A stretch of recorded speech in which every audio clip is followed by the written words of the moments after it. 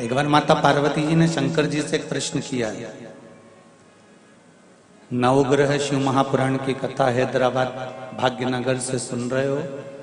जितने लोग भी आस्था चैनल पर, फेसबुक, यूट्यूब पर और इस पंडाल में कथा सुन रहे हैं, बड़े ध्यान से सुनना। मां पार्वती भगवान शंकर से एक प्रश्न कर रहे हैं।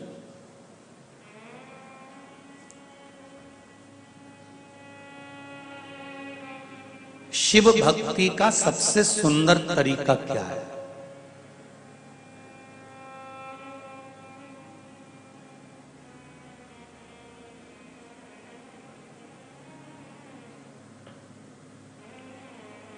यदि हमको शंकर भगवान की भक्ति करना है तो उसका सबसे सुंदर तरीका, सरल तरीका क्या हो सकता है?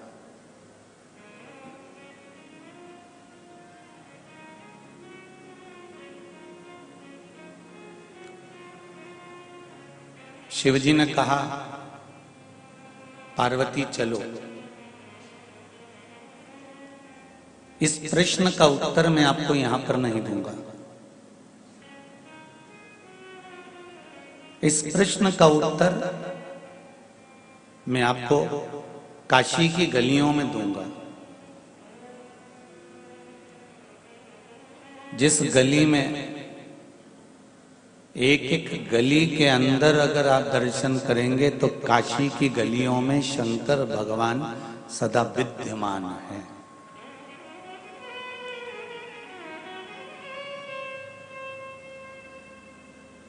काशी की गलियों में मेरा शिव विराजमान है।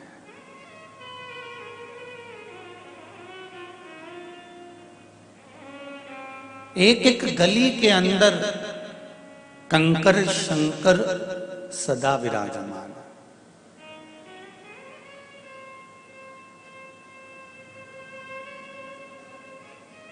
काशी की गलियों में भगवान शंकर पार्वती जी को लेकर चले। नंदी को छोड़ दिया दूर। नंदी, आप यहां रुको और अब हम और पार्वती को यहां से जाने दो, हमें कुछ बात करना है। ड्राइवर रह गया बाहर, शिव और पार्वती चल रही है अंदर। काशी की गलियों में भ्रमण करते करते करते करते करते मणिकर्णिका के घाट पर पहुंच गए। और मणिकर्णिका के घाट पर जब पहुंचे और मणिकर्णिका के घाट पर जब दर्शन किया मणिकर्णिका का, तो पार्वती जी ने शिव जी को देखा। शंकर भगवान से पार्वती जी ने कहा कि ये आप मुझे इस मणिकर्णिका के घाट पर लेकर आए हो, आप मुझे यहाँ लेकर पहुंचे हो, आप मुझे यहां लेकर आए हो, किस लिए? शिवजी ने कहा, पार्वती ये वो घाट है जहां पर मुर्दे एकत्रित होकर आते हैं और अग्नि में उनको सौंप दिया जाता है और उनकी भस्म तैयार हो जाती है और वो भस्म फिर बाद में किसी काम की नहीं रहती, मुझ पर चढ़ती है और गंगा में विसर्जन हो जाती है।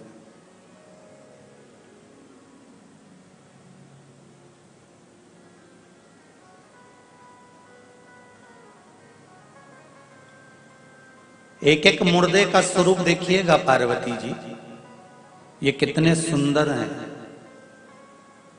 यहां जितने बैठे हैं और जितने आस्था चैनल पर और फेसबुक पे कथा सुन रहे हो, यूट्यूब पर सुन रहे हो, दर्पण में आपका अपना मुख देखना कि आप कितने सुंदर हो।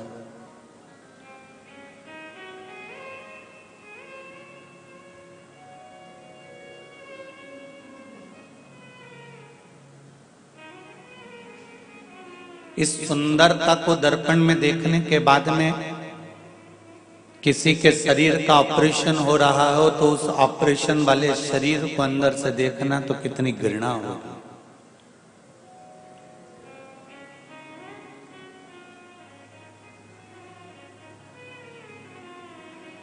एक मांस के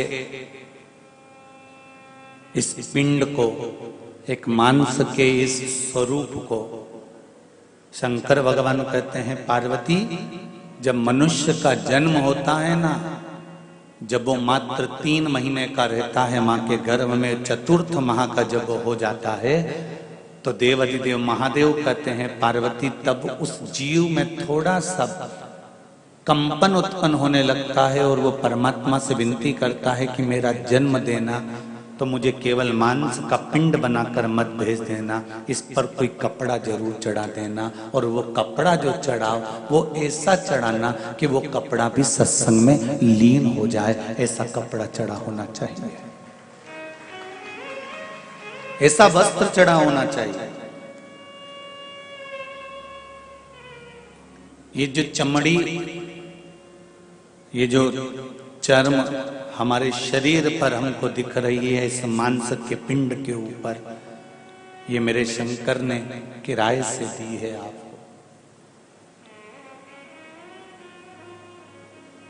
श्वास इसका किराया है, भजन इसका किराया है, भक्ति इसका किराया है।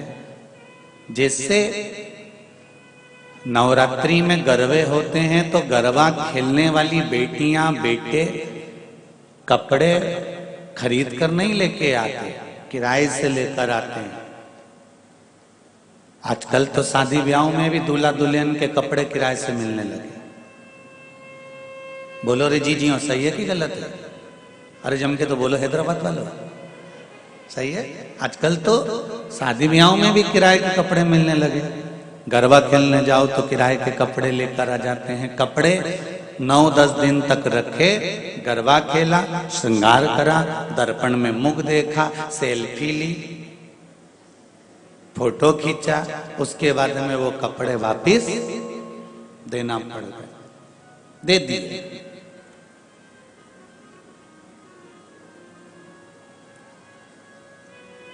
अब जो तुम लहंगा खरीद के लाई थी वो 10-12 जगह से फट गया, तो कपड़े वाला तुमसे कुछ बोलेगा कि नहीं बोलेगा? ईमानदारी से बोलो रे, बोलेगा ना?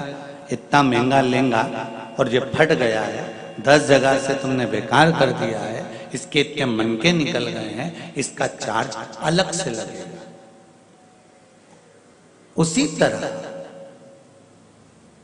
फिर अलग से चार्ज देना पड़ा।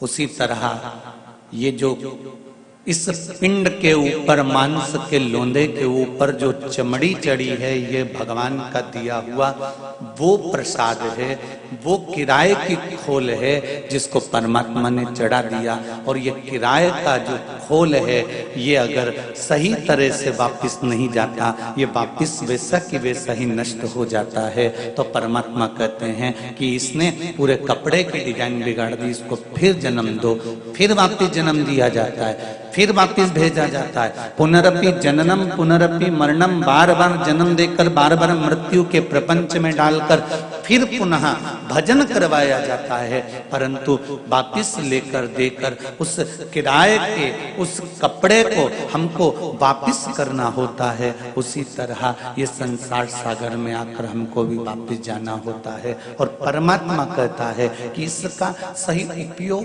करो।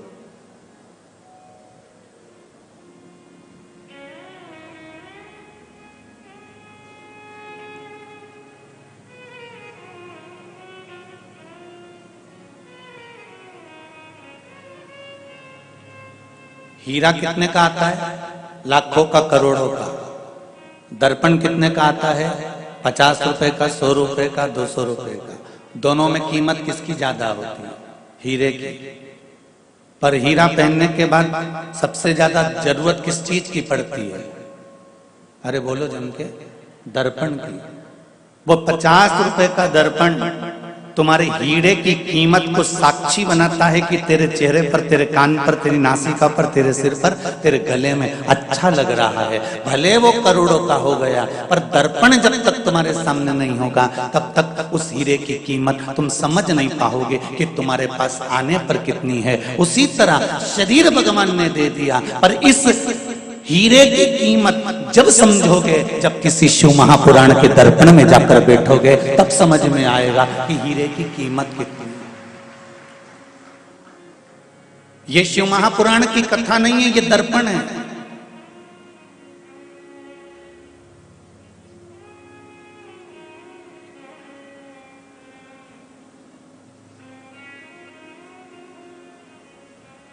और इस दर्पण में, शिव महापुराण में जब हम जाकर बैठते हैं तो उसमें हमारे इस मानव शरीर की कीमत मालूम पड़ती है कि यह मनुष्य का शरीर कितना कीमती है।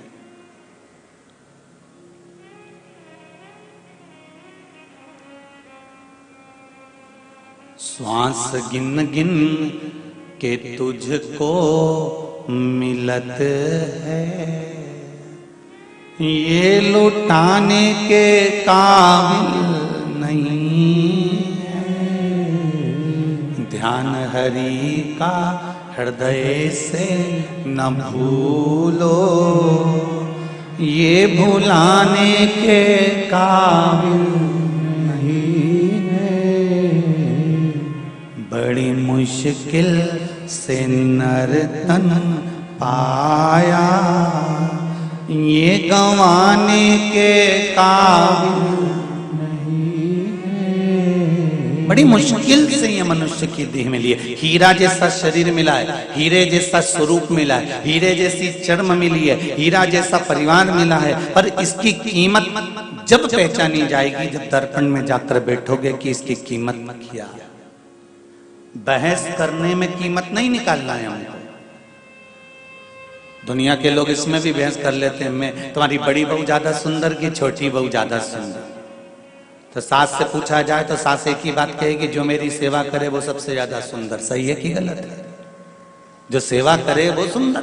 अब उसमें कई कहते कि बड़ी बड़ी सुंदर दिखती है, छोटी बड़ी अच्छी दिखती है, मंजली अच्छी दिखती है, संजली अच्छी। नहीं नहीं नहीं नहीं, जो सेवा में तल्लीन रहे, जिसकी चित्तवृत्ति में, जिसकी बुद्धि में, जिसके मन में सेवा का प्रकल्प प्रबल रहे, समझ लो वही सुंदर। भीतर की भी तो सुंदरता दिखी जाती है।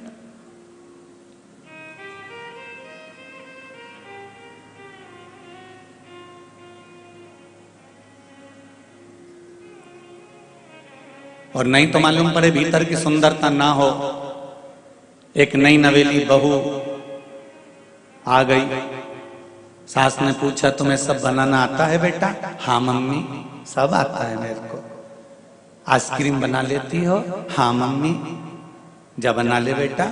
गई 1 किलो दूध, पहले तो बुक निकाल के लाई बैग में से, रेसिपी बुक, उसको पढ़ती जाए और उसमें से सब निकाल के 1 किलो दूध को धीमी आंच में हिलाओ, फिर उसमें ये पाउडर डालो, फिर हिलाओ, फिर ये पाउडर डालो, फिर हिलाओ, फिर उसमें शुगर डालो, फिर हिलाओ, फिर इसको हिलाने के बाद 1 घंटा फ्रिज में रख दो। और उस बहू ने पूरी रेसिपी तैयार करी, बुक अपने पेटी में रख दी। 1.5 घंटे के बाद सास फ्रिज खोली और पानी पीने के लिए गई तो आवाज लगाया, बहू, ओ बहू। बहू दौड़ कर आई, हाँ मम्मी। ये फ्रिज में घंटा किसने रखा? बहू बोली, मम्मी मैंने रखा। क्यों? क्योंकि पुस्तक में लिखा था 1 घंटा फ्रिज में रखो।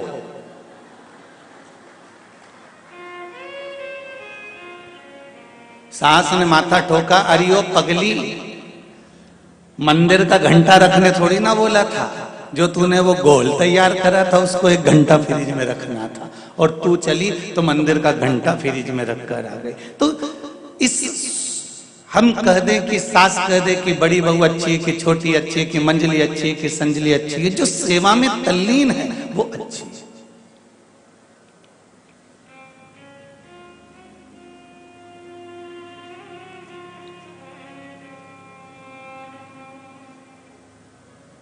हमें बहस भी नहीं करना कि ये सुंदर है या वो सुंदर है। कई लोग ऐसी बहस में पड़ जाते हैं कि उस बहस में पढ़ते, अरे भाई कोई अगर बहस कर रहा है ना तो वहां बहस ना कर भजन करने का प्रयास करा करो। अगर कोई कह रहा है ऐसा हो गया, बिल्कुल ऐसा हो गया।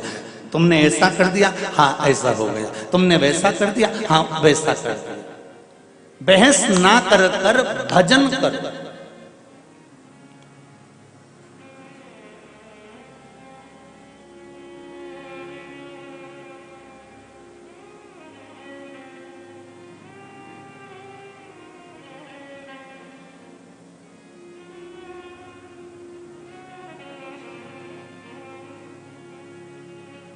भजन में चित्त तो लगाओ। बहस ना, कोई कहे कि हाथी उड़ता है तो उससे कह दो हाँ भैया बिल्कुल तुम सही कह रहे हो। अभी कल की बात है, मैं जब खिड़की के बाहर कपड़े सुखा रहा था तब तार पे हाथी बैठा था। अगर कोई कह रहा है तो मान, ठीक है। अब उसको समझाओ नहीं भैया हाथी नहीं उड़ सकता, तो फिर उसको बहस करने से कौन सा मतलब। अभी किसी ने कह दिया था बीच में, फेसबुक पे यूट्यूब पे खूब चला, किसी और वाले महाराज इतना उपाय बताते हैं बेलपत्री वाला, और उनका छोरा राघव 8वीं में फेल हो गया। तो हमने कहा ठीक है, हाथी तार पे बैठा, उसमें कौन सी दिक्कत वाली बात।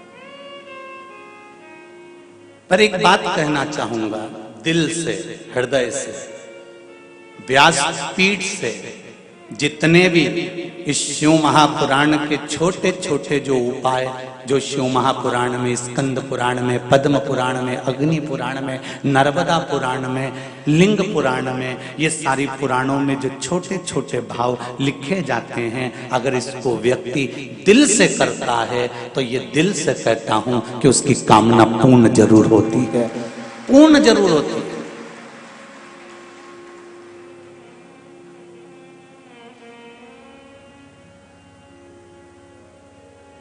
और इतना विश्वास है, जब राघव जी चश्मा लगाते थे और इतना मोटा लगाते थे, और शिव महापुराण का एक उपाय हमारे को पढ़ने में आया कि शहद शंकर भगवान पर चढ़ाकर उसको नैनों में लगाना प्रारंभ करो, चश्मा उतर जाता है। तो राघव जी का जब चश्मा उतर सकता है तो बेलपत्री पर शहद लगाकर शिव को चिपकाने से राघव जी पास भी हो सकते हैं, ये निश्चितता है, और पास हुए।